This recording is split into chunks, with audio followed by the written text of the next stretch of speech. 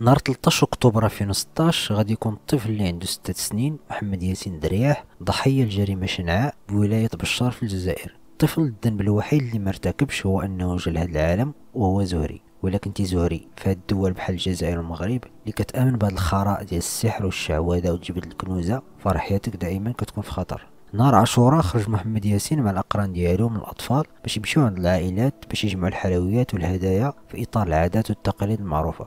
لكن بسوء حظو تلقى مع واحد المرا اللي كانت كتفرق الحلوى على الدراري الصغار. هذا كان غير حيله باش فاش يمدو الدراري الصغار يديهم محلوله تشوف واش عندهم داك الخط متصل باش تعرف واش الطفل زهري او لا. داكشي علاش تختار محمد ياسين والضحيه اللي غادي يكون كقربان في طقس الشعوذه. بعد ايام غادي يلقى واحد السيد واحد الكيس بلاستيكي في واحد البلاصه يلاه كتبنى. فاش فتح الكيس لقى جثه محروقه ومقرطه. من بعد فاش تم القاء القبض على ديك المراه استوجبوها واعترفت باللي اختها الكبيره هي اللي طلبت منها تجيب الطفل الزهري. من بعد التحقيقات لقاو باللي مشارك في هذه الجريمه 6 ديال افراد العائله، منهم المراه اختها وراجلها واخت راجلها. هاد الجريمه كامله فقط لانهم بداك التفكير المتخلف ديال ان ديك التضحيه اللي داروا بياسين غادي تحيد لهم العكوس وتجيب الولاد لاختها اللي ما كانش كتولد. كذلك قصه الطفله نعيمه كانت ضحيه هاد التفكير الخرافي الخرواني. في 19 ابريل 2025 مات واحد الرجل سميتو شون رايان غريل عن عمر ناهز 50 عام في السجن بمدينه توسان بولايه اريزونا.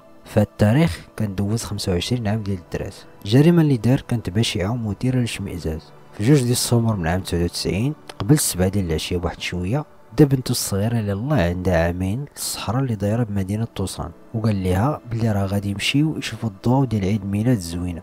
فاش وصلوا لواحد البلاصه خاويه ومعزوله حطها على الارض اللي قريبه من الطريق وخوى عليها ليسانس وشعل فيها العافيه. بدات كتحبل واحد المسافه قليله قبل ما توقف وتموت مؤلم بزاف. لقاو الجثه ديالها في واحد الحاله يرثى لها في النهار الموالي. تشد با غريل واعترف بكل شيء علنا. ما كانش عنده حتى شي سبب انه يخليه يدير ديك الفعله اللي دار، غير انه قال حس بواحد الرغبه باش يديرها وصافي بكل بساطه. ومنه باش عرفوا ديك الكذبه ديال غادي يمشيو يشوفوا الضوء ديال عيد الميلاد اللي قال لبنته. تحكم عليه بالاعدام ديك الساعه، لكن المحكمه العليا في اريزونا قررت باللي غريل كيعاني من تخلف عقلي طفيف، ومن تطبيق عقوبه الاعدام على شخص ما كيتمتعش بقدره ادراكيه كامله فهو مخالف للقانون الفيدرالي. تخفت العقوبة للمؤبد بلا إمكانية إفراج المشروع. كان سميت بنته كريستين سيلم. هادو قصص من بزاف ديال القصص اللي وقعوا للأطفال الأبرياء. ما كايناش حتى شي حاجة غادي ديرها البشرية في تاريخها كله على هاد الأرض أو موراها غادي يبرر لحظات الألم واليأس والصراخ والحزن الشديد اللي عاشتها كريستين فاش خوا عليها با المريض في كرو ليسانس وحرقها حتى الموت. كيخليك هادشي تنازل على حياتك كلها مقابل ان هادشي ما يوقعش بحال هاد الاطفال الابرياء، ودير كما دار ايفان كارامازوف اللي في رواية الاخوان كارامازوف فاش قال لخوه انه باغي بكل احترام يرجع التذكير للاله. واحد الحوارات الرئيسية في الشابتر الرابعة تمرد ريبيليون في رواية الاخوان كارامازوف كيوصف ايفان بعض الفضائح اللي ارتكبوها الجنود العثمانيين بحق المدنيين السلافيين، حيت كيرميو الاطفال الكلاب الجيعانه باش تفترسهم وهما حيين، وكيرميو الرضع في الهواء وكيطعنوهم بالحراب، وهذا الشيء قدام عينين مواتهم اليائسات. ايفان كيقول لخو الراهب المبتدئ في الدير المحلي واللي كيامن بالعنايه الالهيه باللي ما كاين حتى شي سبيل الى مصالحه مستقبليه في الاخره في نظري. يعني الا كان نفس الاله هو اللي كيسمح بكل هذا الشر بالتحديد معاناة الموت ديال الأطفال اللي هو نيد هاد الإله اللي موجد واحد المكان مريح في الجنة لإيفان. إيفان كيقول باللي ما بغاش حتى شي علاقة تربطو بهاد الإله. أنا الكاتب بين قوسين كيناقش معضلة الشر ديال أبيقور. في كتاب أسطورة سيزيف يشير ألبير كامو إلى أن ديستويفسكي دوز 3 شهور باش يكتب الفصول الإيجابية المناهضة وضد العدمية في رواية الإخوان كارامازوف، بينما استغرقت الفصول اللي كتأيد فكر إيفان غير 3 الأسابيع فقط. في كتاب العالم كإرادة والتمثل كيعلق شوبنهاور بواحد التعليق مماثل ولكن بخصوص الكوميديا الإلهية ديال دانتي. كيكتب أنه فاش تعلق الأمر بوصف الجحيم لابد أن دانتي كان عنده مادة وفيرة وأمثلة كثيرة خدم بها حيت العالم ديالنا مليء بالمعاناة والعذاب، لكن فاش تعلق الأمر بوصف الجنة واللذات ديالها الزوينة فلا بد أنه افتقر للإلهام السبب نفسه. وصف المصائب والقوادة أسهل من وصف الحوايج المزيانة فقط لأن الأولى أكثر من الثانية وجوديا. كاين اللي كيظن العكس، ملي اللي كيظن أننا نحسبوا الحالات الإيجابية أسهل من حساب الحالات السلبية كنطلب منه يجلس ويدير واحد الريفليكسيون على الواقع والتاريخ ديال البشر على هذه الأرض. ديما كاين حد لكمية الماكلة والمتعة الجنسية اللي يمكن التمتع بها مثلا، واحد الشدة ديالها وتنوعها كذلك. لكن المعاناة كتبان ما عندهاش حتى شي حد، وهذا الشيء ما كيخليكش تعجب من الوصف ديال عذابات الجحيم بواحد الطرق متنوعة ومبتكرة، في حين الرؤية السعيدة اللي يفترض تحقيقها في الجنة كنلقاو العكس بتفسيرات كتوصف الجنة بلي هي مزيج من ملذات الدنيا كيحكم على الخمر وحفلات العربدة مع العذارى أو ليفيرج. في التيوديسي اللي هو علم كيهتم بدراسة مسألة أن وجود الشر في العالم ما كيلغيش مسألة وجود الإله أو العناية الإلهية، لكن بالنسبة للإرادة عند شوبنهاور فهي كتمحي أي دلالة إلهية أو مقدسة كما بتكون بلا تمييز. هي فقط هاد الإرادة مصدر نهائي وأعمى للتجلي اللي كينتج معاناة ما كتنتهيش. لكن بالنسبة للمؤمنين الصوفيين متمسكين بعقائد وجود إله خير أو عاقل ما كيقدروش يتصوروا هذا البلان ديال الإرادة عند شوبنهاور كمصدر حقيقي للألم والشر في العالم. فلسفة شوبنهاور كتعاملوا أساسا على أنه أزاتوت اللي هو إله أعلى في أساطير كاثولو اللي كيتعرف باسم الإله الأعمى الأحمق اللي ساكن في مركز الكون وكيجسد الفوضى المطلقة. هذا الإله من إبداع الكاتب الأمريكي هاورد فيليبس لوفكرافت. في العالم الأدبي اللي ابتكره لوفكرافت فراه كل هذا الواقع ما هو إلا حلم ديال أزاتوت، وإلا مشى حتى شي نهار فاق هاد أزاتوت من الحلم ديالو فراه غادي نفناو كاملين في أحسن الأحوال، أو أننا غادي ندوزو بما هو أقوى بألف مرة من هادشي اللي دوزنا دابا في الحلم ديالو.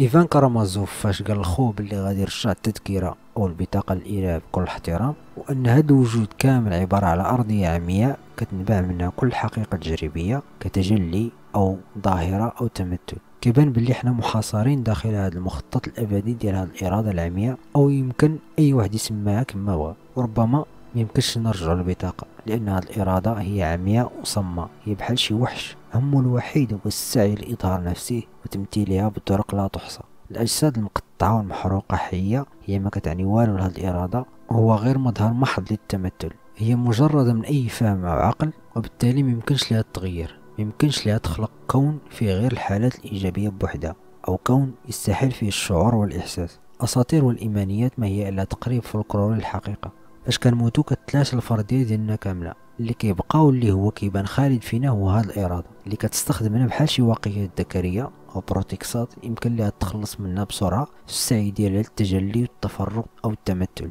الكثير من الحزن والرعب اللي كتحس به كإنسان طبيعي ملي كتسمع قصص بحال دوك الأطفال اللي ذكرت.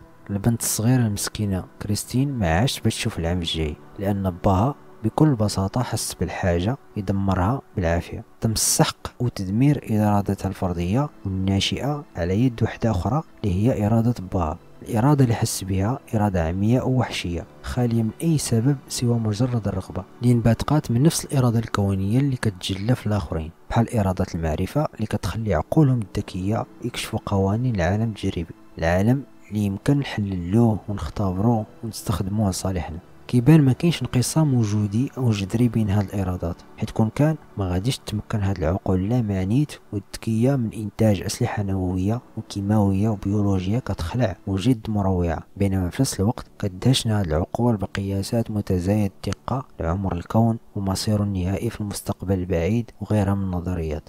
يمكن الجدال حول هذه المسألة لكون البعض كيرفض الانخراط في هذه الأفعال اللي يمكن اعتبارها شريرة أخلاقيا، لكن رغم ذلك حتى حاجة ما كتمنعناش أننا نشوف هذا التجلي البشع والوحشي للإرادة.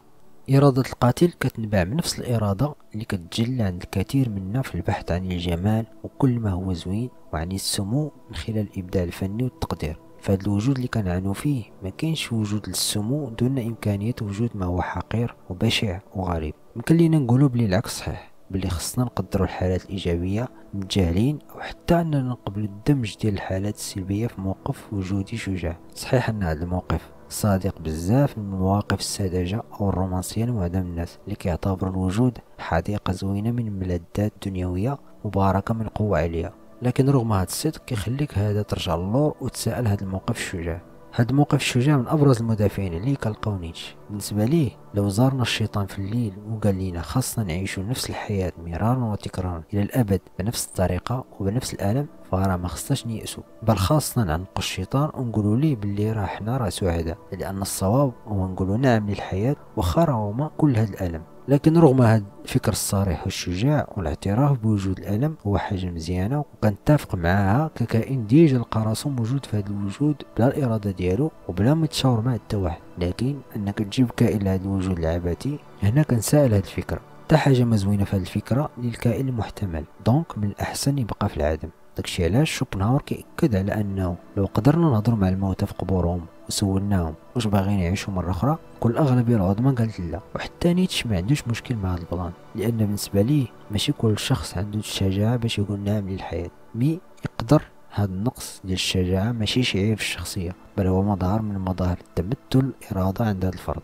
فلسفة نيتشه زوينة بزاف ومفيدة بزاف للكائن اللي ديجا لقى راسو موجود في هذا الوجود الواعي، لكن الكائن المحتمل العدم أحسن ليه. هاد الطريقة التشاؤمية في التفكير ماشي استسلام جبل للموت. اللي كيفكروا بهاد الطريقة ماشي ما كيحملوش الحياة أو كيكرهوها أو أنهم كيجروا اتجاه الموت، بل هو هروب أو فرار من كارثة الميلاد أو الولادة كما وصفها سيوران. بالنسبة ليه حنا منبودين واحلين في بلاصة مؤذية، وكنحاولوا قدر الإمكان نساو أعظم الكوارث ديك اللي جابتنا لهذا العالم، وهنا كيشير للولادة. هاد التفكير ما كيعنيش كره الحياة، بالعكس كتحبها، لكن كيخليك تدرك في النهاية أن هذا الحب غير متبادل حقيقة.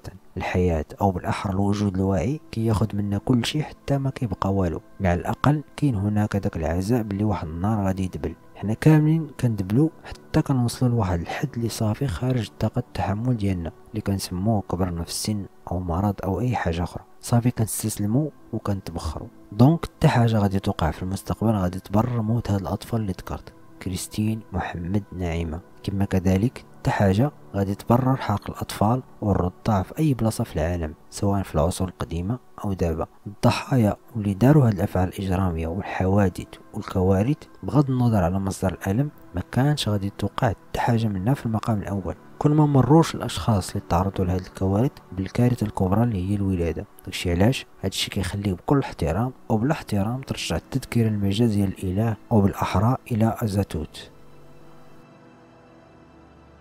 دونك هذا ما كان الأصدقاء، اللي عنده شي رأي يشاركوا معنا أو اقتراح أو أي شيء.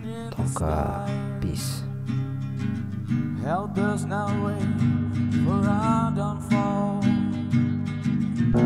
Let the voice of reason shine.